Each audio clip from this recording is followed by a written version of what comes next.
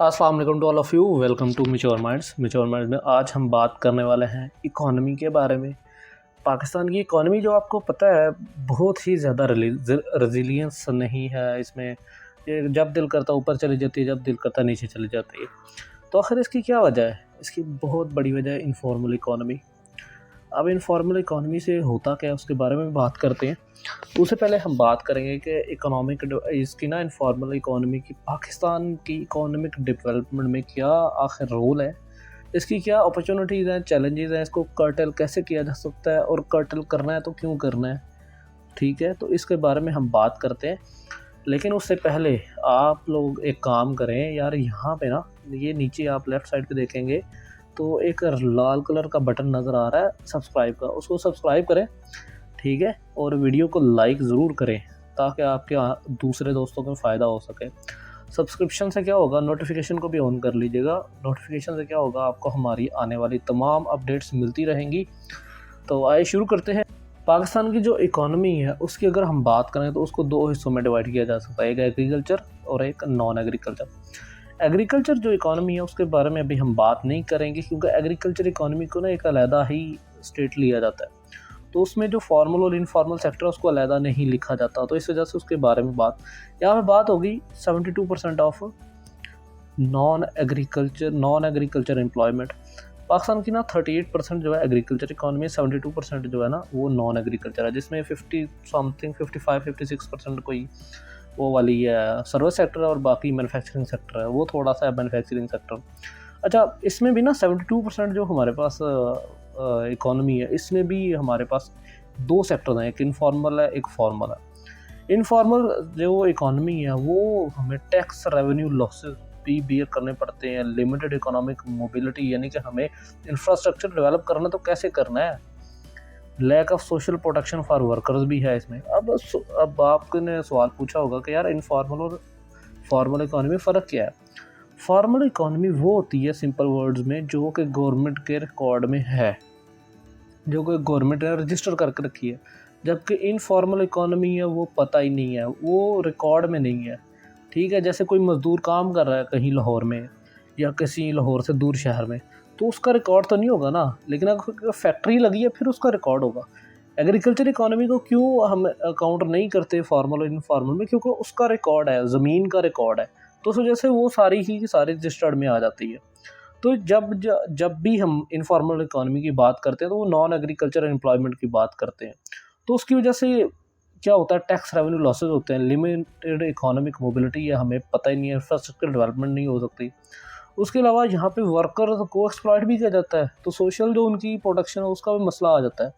ठीक है, अब सोशल प्रोटेक्शन से क्या फ़ायदा या नुकसान है पाकिस्तान को।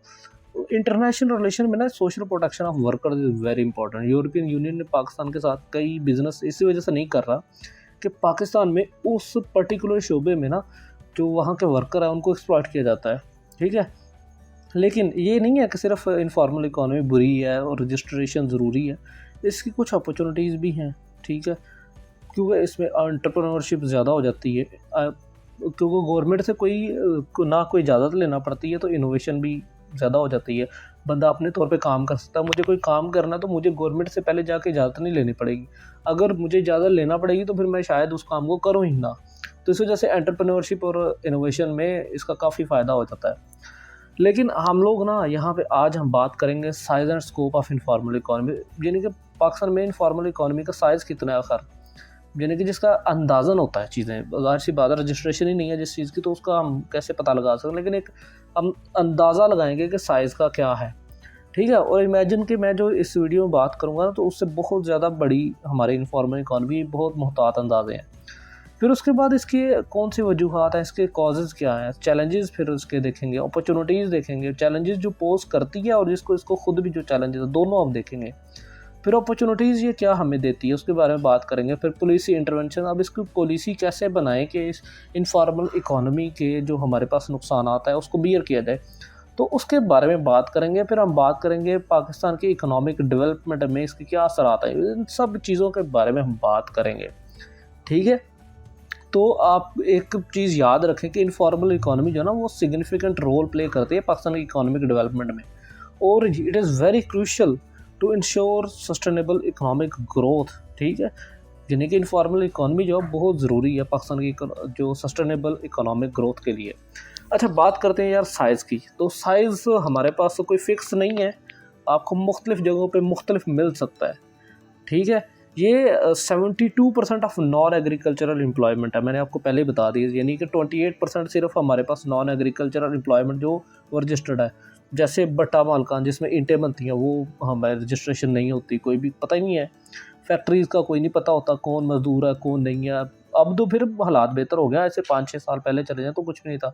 और मैं आपको बताऊँ, इसका नंबर इतना बड़ा है कि 32% ऑफ जीडीपी पाकिस्तान की जो है ना वो इनफॉर्मल इकोनॉमी बनाती है। और ये बहुत ज़्यादा मोहतात अंदाज़ा है, मैंने तो कहीं 80% भी पढ़ा है, 60% भी पढ़ा है, लेकिन ये मोहतात अंदाज़ा 32% के करीब पाकिस्तान की जीडीपी का जो है ना वो इनफॉर्मल इकोनॉमी से आता है, जो हमारे पास रजिस्ट्रेशन में नहीं है। अब फर्दर थोड़ी सी डिवीजन देखते हैं कि शहरी और देहाती इलाकों में क्या फ़र्क है, अर्बन एंड रूरल जो डेवलपमेंट है वहाँ पे क्या मसला है। तो 74% हमारे पास शहरों में और 70% जो देहातों में हमें इनफॉर्मल इकोनॉमी देखने को मिलती है, यानी कि बहुत बड़ा ये नंबर है। ठीक है, और ये अब बढ़ भी रहा है। बढ़ क्यों रहा है? एक तो पाकिस्तान में जो पॉलिटिकल इंस्टेबिलिटी चल रही है ना, उसकी वजह से लोगों को काम नहीं मिल रहा हुआ, उसकी वजह से क्या हो रहा है, पॉवर्टी हो रही है, ज़्यादा गरीबी बढ़ रही है, फॉर्मल जॉब्स जो है वो ख़त्म हो रही हैं, एमएनसीज़ जो है ना वो पाकिस्तान में नहीं आ रही। एमएनसीज़ का अगर आपने मेरा वीडियो लेक्चर नहीं देखा तो आप ज़रूर देखें, वो मैंने अपलोड कर दिया। तो एमएनसीज़ का इकोनॉमी में क्या कंट्रीब्यूशन होता है।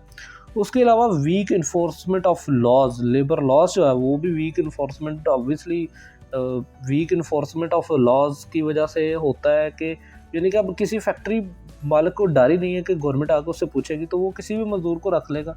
मैंने पंजाब में ऐसी फैक्ट्रीज देखी हैं कि वहाँ पे गुलामों की तरह ट्रीट किया जाता है लेबर्स को, यकीन करें। ठीक है, तो ये काफ़ी ज़्यादा, लेकिन ये भी है कि ये यार इनफॉर्मल जो इकॉनमी है ना वो एक लोगों को इनकम का सोर्स प्रोवाइड करती है। अब अगर ये इनफॉर्मल इकोनॉमी भी ना हो और फॉर्मल के सहारे बैठे रहे ना, तो फिर आपको सोर्स ऑफ इनकम ढूंढने में मुश्किलात तो बल्कि मिले ही ना। 32% मैंने आपको बताया, 32% से मुराद ये है कि आपके अगर 2 करोड़ बच्चे लगा ले जाएँ, 16 करोड़ अगर मर्द लगा ले जाएँ, ऊपर वाले जो है बूढ़े लगा ले जाएँ, तो 16 करोड़ लोगों को जॉब कहाँ से देंगे। पाकिस्तान ऐसा कंट्री है ही नहीं जिसकी एक्सपोर्ट $20 बिलियन है, टेक्निकल एक्सपोर्ट $6 बिलियन है, तो वो क्या करेगा, रेमिटेंसेस पे हमारा मुल्क चलता है। लेकिन इनफॉर्मल जो इकोनॉमी है ना उसमें मसाइल क्या है, वहाँ पे मसला ये एक तो लो प्रोडक्टिविटी है, क्योंकि जब कोई मजदूर है तो वो टेक्निकली एक्सपर्ट नहीं है तो वो उसको रख लेते हैं, क्योंकि उसको लो वेजेस देने पे भी वो काम कर लेगा। ठीक है, सोशल प्रोटेक्शन उसकी लिमिटेड एक्सेस हो जाएगी। ये सारी चीज़ें क्या करती हैं, ये कहती हैं कि पॉलिसी बनाए, ठीक है, टू एड्रेस दीज चैलेंजेस। हम बात करते हैं challenges of Pakistan informal economy. Pakistan की इनफॉर्मल इकोनॉमी को खुद कौन कौन से चैलेंजेस हैं। तो पहला जो सबसे बड़ा है ना वो ये है कि यहाँ पे ना फाइनेंस और मार्केट इन्फॉर्मेशन नहीं मिलती।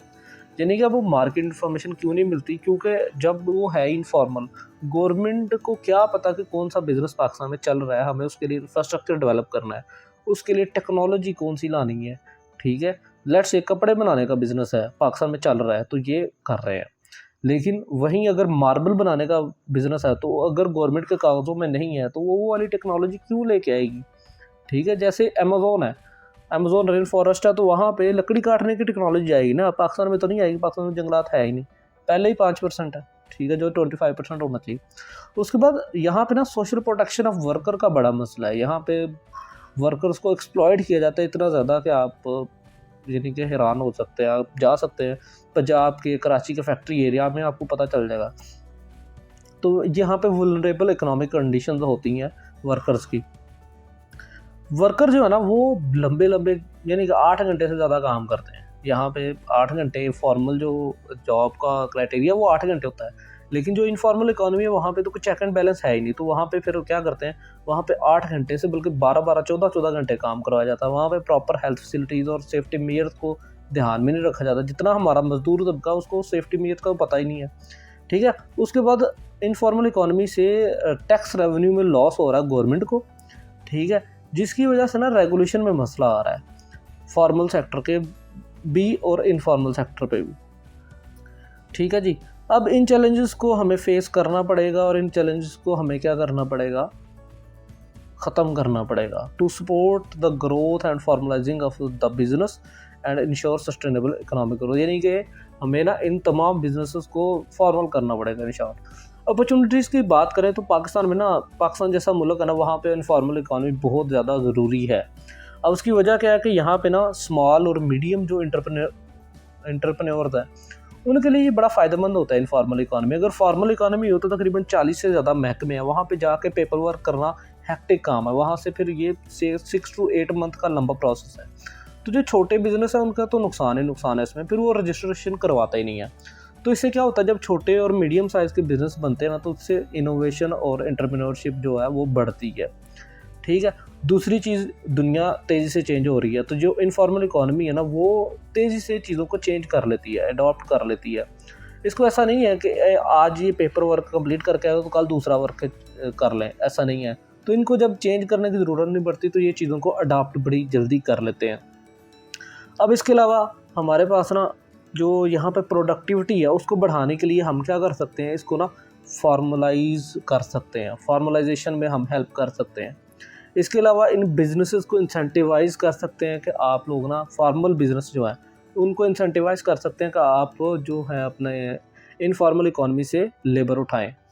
अब पॉलिसी की बात करें तो पॉलिसी के लिए ना सबसे ज़्यादा जो ज़रूरी चीज़ है वो सोशल सिक्योरिटी स्कीम्स हैं, वो लेके आनी चाहिए गवर्नमेंट को, ताकि वर्कर्स की हालत बेहतर हो, उनको टेक्निकली साउंड किया जाए।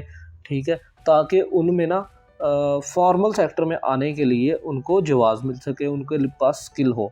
इसके अलावा हमें प्रोडक्टिविटी और वर्किंग कंडीशन को भी बेहतर करना होगा इनफॉर्मल सेक्टर के through financing and support from enforcing labour laws.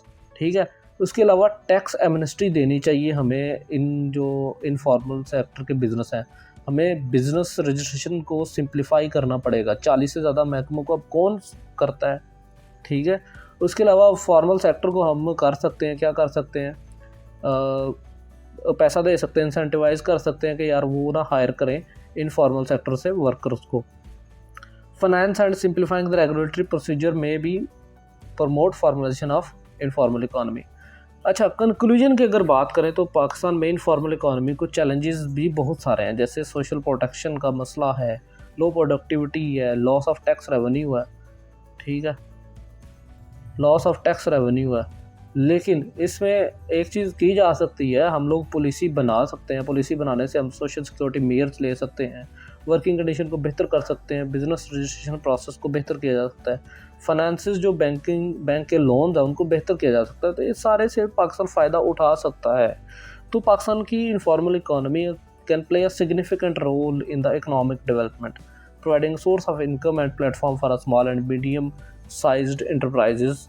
और इसके अलावा टेक्नोलॉजी लाने में भी ये बहुत बड़ा रोल हो सकता है। वो यहाँ पे एंटरप्रेन्योरशिप और इनोवेशन मैंने आपको शुरू से बताया कि वो इनफॉर्मल इकॉनमी से बड़ी अच्छी तरह ये ग्रो करता है। तो this can be a conclusion that informal economy के चैलेंजेस भी हैं और यहाँ पे अपॉर्चुनिटीज़ भी हैं। पाकिस्तान को दोनों चीज़ों को एक तरफ से कर्टल करना पड़ेगा और अपॉर्चुनिटीज़ को ग्रैब करना पड़ेगा। That was whole and all for today. Thank you very much for listening. Before leaving the lecture, let me remind you to subscribe the channel, press the bell icon.